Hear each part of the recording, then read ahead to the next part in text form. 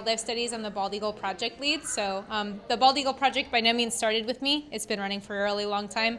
My predecessor was Dr. Sharp. I don't know if many or some of you have overlapped with him in the past. He's happily retired, living in Colorado, and I'm schlepping around looking for these eagles instead. So I'm going to run through some of the project history. There's actually a lot of history, and then talk a little bit about like what we're doing now, why I'm here, what my goals are, etc. In terms of eagles and their recovery. So to start, here's our hero, the bald eagle. This is North America's only endemic raptor. Endemic, of course, meaning that it's found nowhere else in the world. So a special bird on many levels culturally. National emblem since 1782. Back then there was an estimated 100,000 pairs in the United States and Alaska. However, by 1963, there was only an estimated 470 nesting pairs in the lower 48. So a really, really, really big reduction in their range. Questions at the end? Real quick one. Sure. Do you know what the scientific name translates to? Sorry? Do you know what the scientific name translates to? It does. It sounds like you know. Or do you not? No. Oh. I have no idea what Haliatus means. Leucocephalus is like whitehead, basically. Okay. Yeah. Anyway. Yes, questions at the end. Otherwise, questions at the end, please. Sorry, I didn't mean to put you on the spot. Anyway, they were listed as endangered in 1967. So that's where our story starts. And this is a general timeline of what we're going to cover. So we're covering a lot of ground. Forgive me for moving quickly. But essentially, first we're going to cover their decline between 1940 and the 1960s. We're going to talk a little bit about the inception of the project in 1980, so the Bald Eagle Restoration Project, and then we're going to talk about their recovery leading into the present. However, we're going to start with the depressing part, the decline. So let's get into it. You are here, as you may know. I'm sure many of you, working as you do on the Channel Islands, are familiar with this map. But in case you're not, we're in the Southern California Bight. In that area of coastline, there are the 8 islands, the Channel Islands. And bald eagles actually used to be present in all of these islands up until around the 50s. So the last known breeding pair was actually seen on Santa Rosa Island by ranchers in 1960. So that was the last known breeding attempt. And the question that we are left with is, where did they go? Why did they disappear? So introducing our villain of this story, DDT is the first modern synthetic pesticide. It was invented in like the 1940s, really widely used after World War II, extremely effective. People use it for everything. They sprayed it on crops, they used it on livestock. It was in homes and gardens. It was applied to skin as an insect repellent. I met a guy who told me about how when he was a kid growing up in Mexico, they actually applied it to kids' like scalps to treat lice. So really, really effective at killing things, and that's a problem. So it had a lot of health problems, human health problems. It was really negatively infecting the environment. So it was banned by the EPA in 1972. However, by that time, the damage had been done. DDT is actually very bad for bald eagles, and it caused the decline of bald eagles and also many other raptors. And to summarize essentially what happens, high body burdens of DDT and its derivative, DDE, cause eggshell thinning and structural abnormalities. So when bald eagles and other raptors, just generally birds at the top of the food chain, are exposed to high levels of DDT, you get eggs that crack, you get eggs that dry out because they're really thin, they're really porous, there's lots of water being lost via evaporation. And basically what that means is you get declining reproductive success. And when you get that over a lot of years, you get local population collapse. So we know at this point that the extirpation of bald eagles from the Channel Islands was almost certainly caused by exposure to DDT. So we know that DDT was the problem, but we needed to figure out how on earth did these bald eagles get exposed to so much DDT. And the answer was there's a lot of DDT being dumped into the Southern California Bight. Montrose Chemical Corporation is a big producer of DDT. And they had 2 dump sites off the coast of Southern California, so between the Palos Verdes Peninsula and Catalina Island. Thousands of metric tons of DDT dumped in these areas over several decades. So, the DDT is in the local marine environment. The birds are eating the fish from the local marine environment. Biomagnification means that these kind of poisons accumulate at higher trophic levels. So you get birds exposed to a ton of DDT, eggshell thinning, local population collapse, and that is what landed us where we were. So that is the decline. We've covered it all. There was a widespread use of DDT following World War II. We had a population crash, so the bird was extirpated by the 60s, listed as endangered because there was that concurrent contraction of the range of the bird. So not just were they being eradicated from the Channel Islands, it was also just the lower 48 states we were really seeing a contraction in their range. And then those organochlorine pesticides, so that's a class of pesticide that DDT belongs to, they were all banned by the federal government by 1972. And that leads us to a discussion of the recovery. So starting in the 80s, we had the Formation Institute for Wildlife Studies. That's my boss, Dave. So the institute was founded by Dave Garcelon in 1980, and the idea, the first project, was to restore bald eagles to the Channel Islands. And that initiated a restoration effort that's spanned 45 years and counting. So a very, very long, dedicated effort to restoring these birds. And that was basically split into 3 phases. We had first the reintroduction, then we had a period of nest manipulations. That was kind of a fun surprise. No one saw that one coming, seriously. And then we have passive monitoring, which is kind of where we are now. That's what I'm doing. So I'm going to cover all 3 of these stages. To start with the reintroduction, so Dave had this idea, we want to restore bald eagles to the Channel Islands. They used to nest there. We have naturalist reports that said they nest there. And there was a lot of money at the time for working with these birds because they were endangered, because they were so charismatic and beloved by Americans, I guess. So we started with releasing young eagles on Catalina Island. Catalina Island was selected as the first island for the reintroduction to work on. This is a hack tower, or a hacking tower.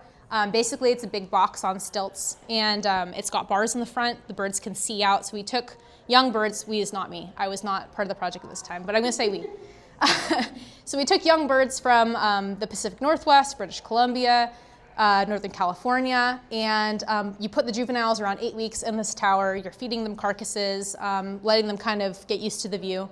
And then at 10 weeks, the bars are opened. The birds can go in and out of the hack tower as they will.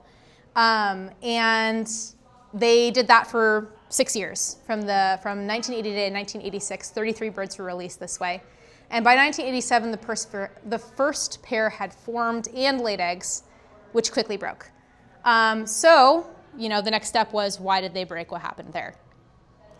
Quick map to introduce you to here. So again, mean DDE, that's that metabolite of DDT. When DDT breaks down, it becomes DDE. DDE is the problem, the thing that poisons birds. Lots of studies were being done at this time trying to investigate, what about DDT or what's causing this eggshell thinning. And they found during those studies that 3 to 5 parts per million DDT in eggshell, that's okay. It causes eggshell thinning. The eggs are still viable. You still might get hatching. So here in the Great Lakes region, we saw from eggshells that were sampled 2.8 parts per million of DDT. That's okay. The birds were breeding all right there. If you move over to the Pacific Northwest, you see, it's kind of hard to use this pointer. You can, no, it's good. 9.7, right, parts per million of DDT sampled from those eggshell samples. So that's kind of creeping up there. It's starting to get towards the benchmark for total reproductive failure. They found that 15 parts per million of DDT, anything higher than that caused complete reproductive failure in bald eagles.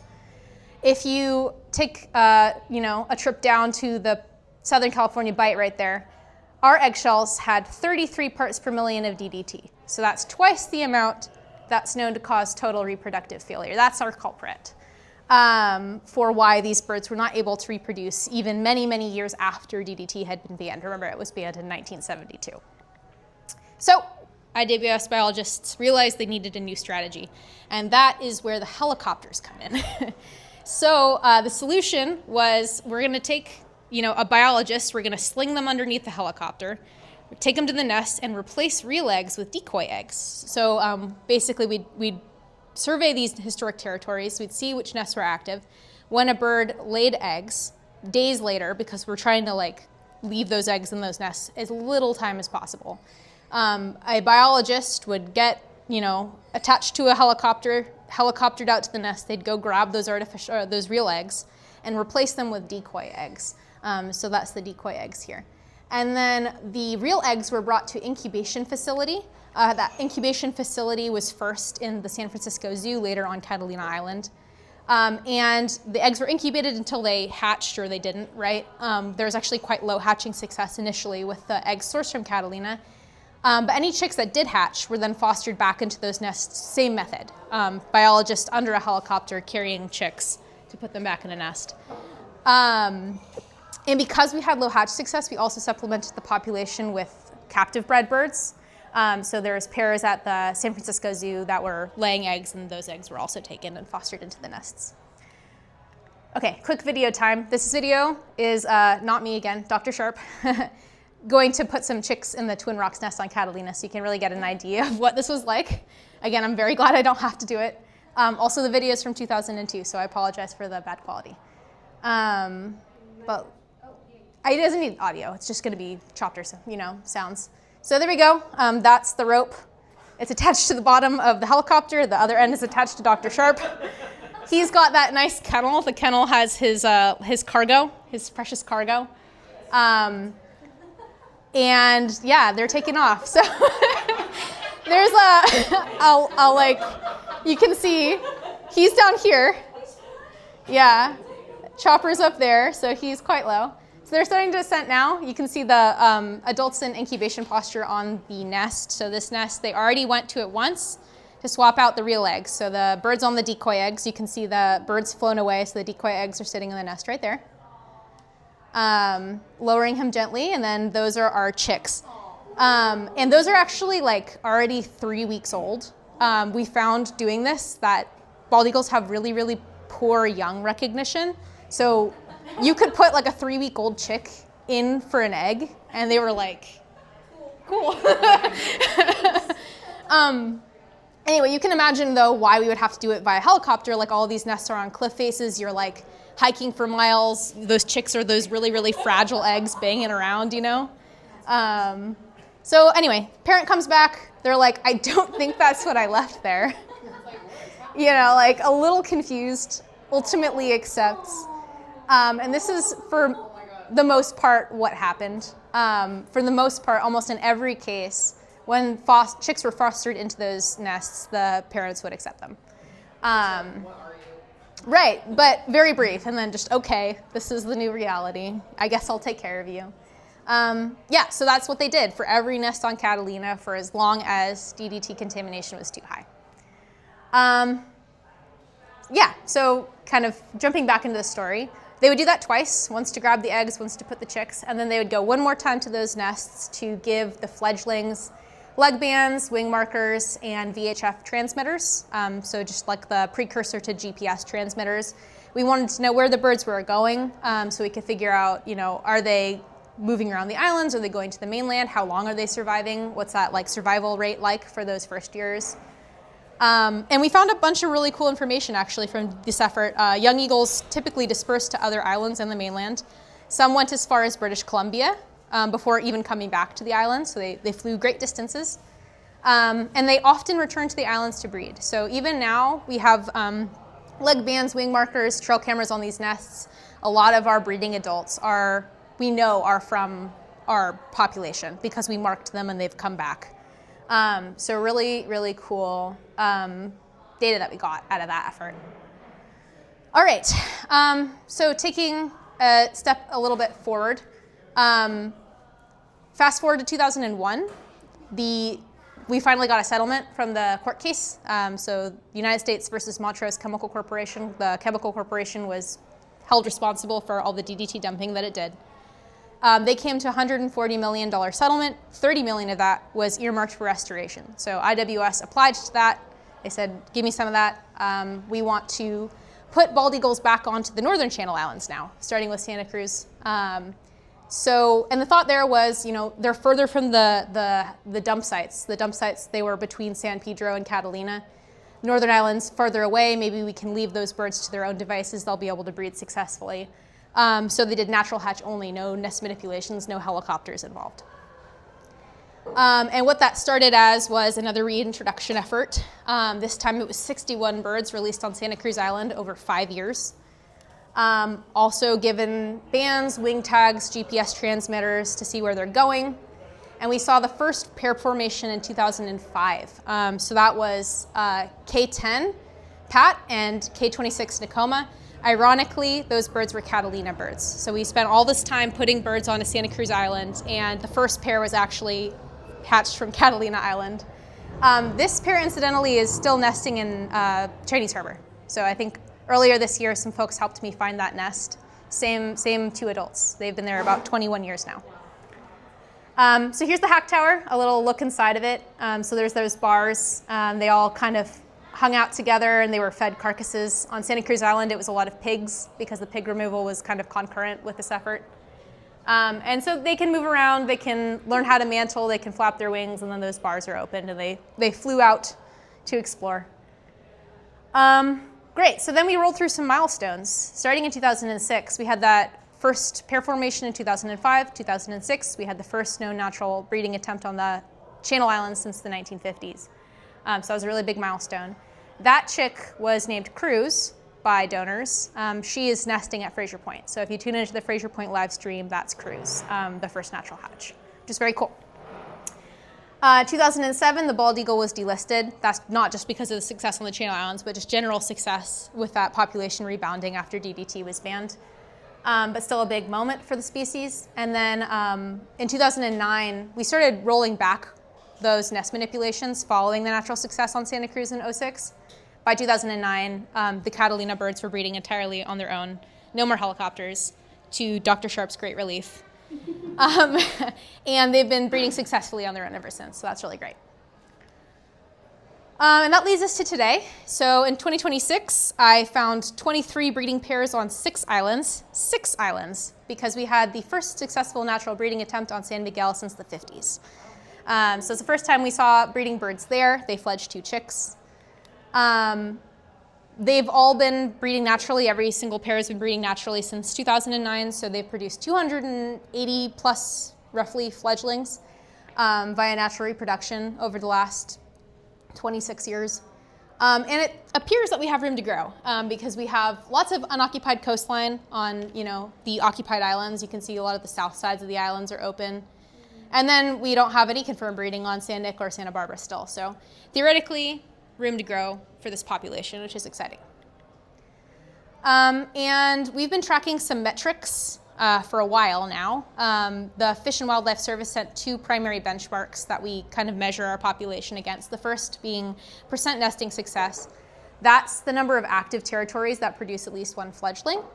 The other number, big number, is the number of fledglings per breeding attempt, which is kind of what it sounds like. So just like if there was a breeding attempt at that nest, how many fledglings did it produce on average? And the recovery plan set benchmarks, so 65% nesting success and 1 fledgling per breeding attempt. Kind of like, this is a healthy population, this population is viable, and will be self-sustaining.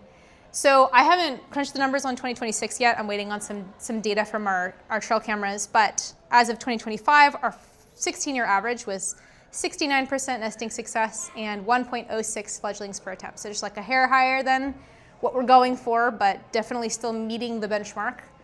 If you just look at 2025, though, we had 83% nesting success and we had 1.36 fledglings per attempt. So it's a really positive trend that we're seeing. I feel like every year we're getting a little bit better. And so it's very exciting. And it does suggest that the population is going to be healthy and self-sustaining for the years to come. All right, so we've done it. We've made it through our timeline. We had IWS Leeds reintroduction. That was starting in 1980. We had a period of active management from 1980 to 2009. There's the first successful natural breeding attempt on Santa Cruz Island in 2006. The bald eagle was delisted in 2007. We discontinued artificial incubation by 2009, and we've been passively managing this population ever since. So just monitoring, banding, stuff like that. So we've made it through the decline, through the recovery, and the only question left is what's next. So a little bit of our goals going forward. We're really committed to continuing to steward the species. That's why I'm still here. And in terms of what we're doing for the species now, like I said, it's continuing that passive monitoring. So we're tracking those benchmarks.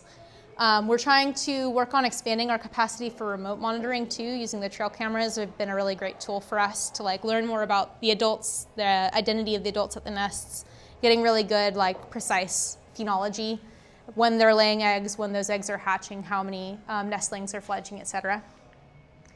We're also trying to lean more into our education and outreach. We've got those live streams, so we really want to leverage them as like a good tool for classroom learning. And then also research and publications. So I'm basically sitting on, at this point, 45 years of really detailed data about nesting success and fledglings per attempt and who the adults are and how they're related to each other. So there's a lot we can do to learn about bald eagles and also other raptors, which is an exciting position to be in. But there are still challenges. The first being kind of the question of DDT. It sort of hangs over the population still. In 2018, 95% of sediment samples had elevated levels of DDTs, so that's a little concerning. And in 2021, they did a survey of dump site 2, and they found they think about 27,000 barrels of mysterious industrial waste are still out there. That could contain DDT, could contain other contaminants, we're not sure. So there's always a question of could DDT levels rise again? Other challenges mainly come from environmental stressors. The bald eagles on the islands, it's a population of about 60 individuals, we think. It's a small population. It's a species that occupies a high trophic level, and so that just makes it generally more vulnerable to like really extreme weather events. And so, for example, in 2025, we had these really, really big algal blooms. This year, we had those marine heat waves that drove the fish like deeper or killed them. We don't know. And so we're looking at the data. We're trying to see, do these environmental fluctuations, do they affect the bald eagles and how? And then there's a personnel problem. So Team Eagle used to be like 4 to 6 biologists, and now it's just me. So I have more islands to cover than ever. So there's a lot of work to be done, and there's not a lot of people to do it, which leads me to my shameless plug. Please report your bald eagle sightings to me directly via Google form. So you can scan it, it will take you right to it. The big inspiration for this is that it's way easier to find these bald eagles from the coast than it is for me to find them on the ground. They mostly hang along the coastlines, and what could be like a 20-minute boat ride could take me all day to get to, depending on where it is. So if that's not enough, though, I do have a success story.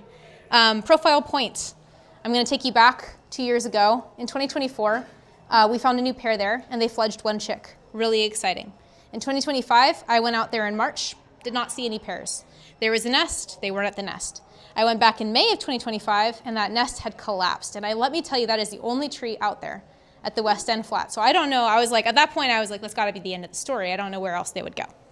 So I was gonna deprioritize it. I have so many islands and so many territories, I wasn't gonna go out there. However, in March 2026, I got several people on the Google forum telling me, hey, we keep seeing bald eagles at Profile Point and Ruby Rock. So I'm thinking, okay, maybe it's not the end of this story. Took me a while, but by May 2026, I had gotten myself out there for a foot survey, and I did find a pair and a new nest. So it went from, I don't think there's breeding here, to, oh, here's a pair. And now I know next year I'm gonna get out there nice and early, and we're gonna see what they're doing. So yeah, your sightings are really, really valuable. They help me kind of target where I want to do my foot surveys. They help me keep track of where birds are hanging out on the landscape. I really appreciate them. So scan it, bookmark it, and report, please. That's it. That's the whole story. Thank you to all these people who have partnered with us. Thank you for listening. I will take questions if we have time for questions.